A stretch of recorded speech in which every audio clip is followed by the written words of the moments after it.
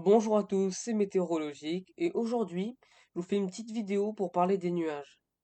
On répondra principalement à deux questions, donc comment ils se forment et comment on peut les différencier. Alors tout d'abord, la composition d'un nuage. Il faut savoir qu'un nuage est composé principalement de petites gouttelettes d'eau et de cristaux de glace. On pourrait rajouter à ça du sable ou de la poussière en fonction de l'endroit où il se forme.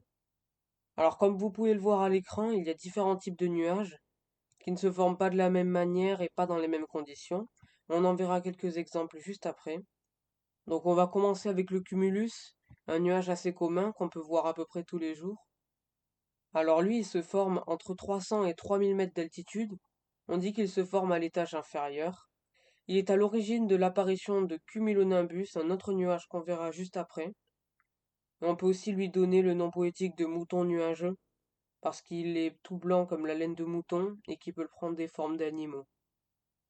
Le cumulonimbus, donc lui, sa base se forme à près de 300 mètres d'altitude, ce qui est très bas, et peut monter jusqu'à 21 000 mètres d'altitude.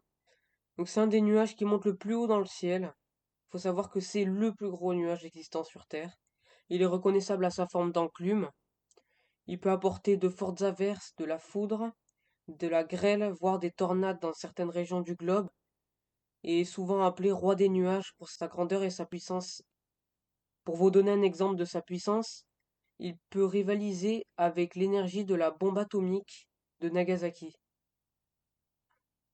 Le stratus, donc lui, il se forme à moins de 1200 mètres d'altitude.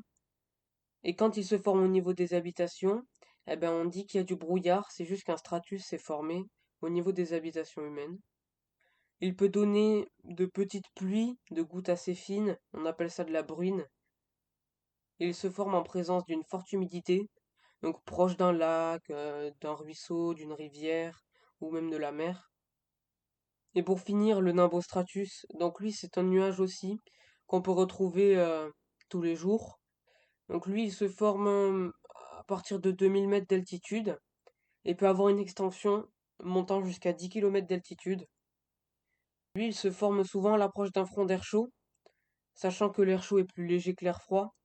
Il remonte et c'est ce qui donne la hauteur de cette extension pouvant atteindre les 10 km d'altitude. Il apporte des précipitations faibles à modérées, mais sur de grandes superficies.